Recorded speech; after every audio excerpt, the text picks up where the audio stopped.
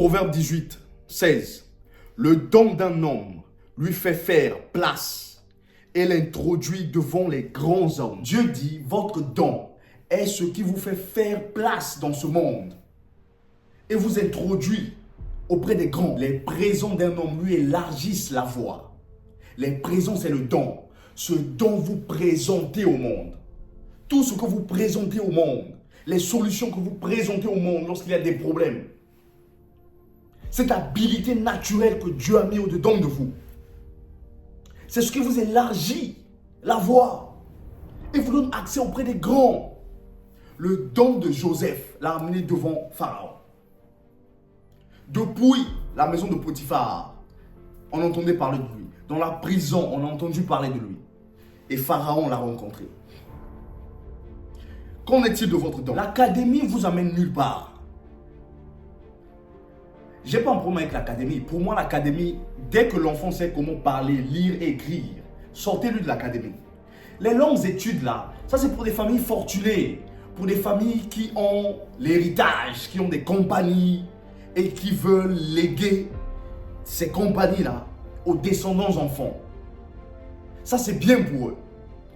C'est eux qui sont censés aller et apprendre ces choses-là. Mais si vous venez d'une famille dépourvue des finances et c'est vous qui voulez aller apprendre logarithme du poisson salé, racine carrée du poulet, cosinus du gombo, sinus de la pâte d'arachide, écoutez, vous dépouillez vos parents et vous dépouillez le pays. Dieu dit, si vous n'êtes pas intelligent dans votre don, vous n'allez pas impacter ce monde positivement.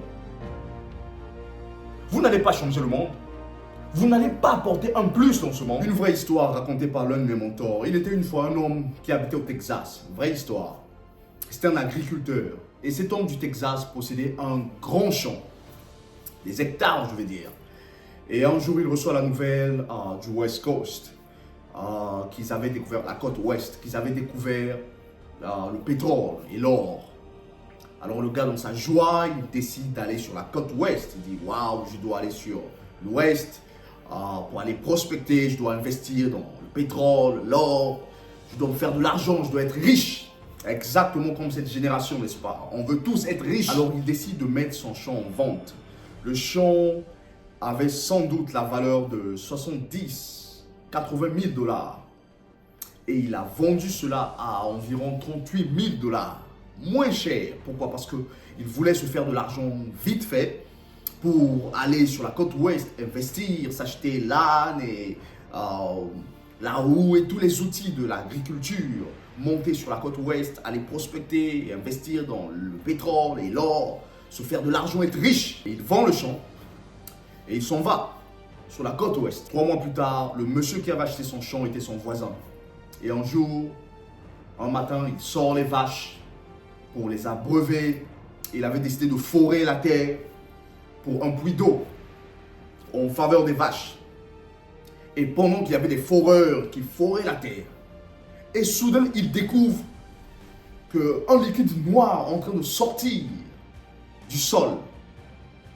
Et ils étaient tous confus là. Mais qu'est-ce que c'est? Au lieu de l'eau, c'est ce liquide noir qui sort. Et par leur grande surprise, ils découvrent que c'était le pétrole. Et non seulement cela, mais ils découvrent que ce territoire, ce champ était la plus grande réserve du pétrole dans le Texas. Et cet homme est devenu soudainement riche. Véritable histoire.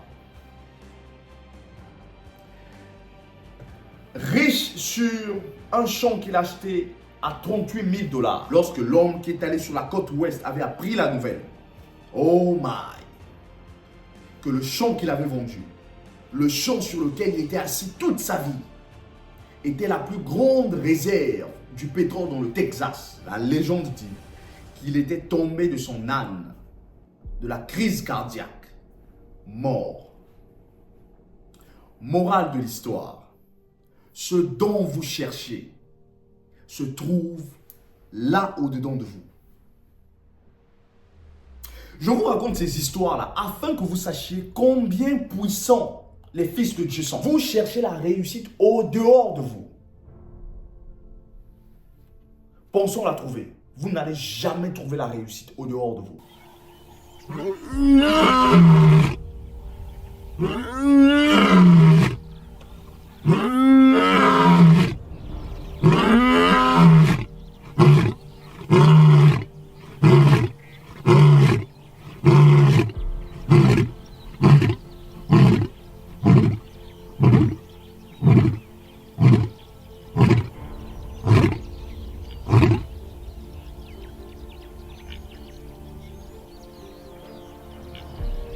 Dieu a conçu la réussite de chaque chose nulle part ailleurs que dans la chose. Le Seigneur Dieu a caché votre réussite dans un endroit où vous ne pouvez pas le manquer.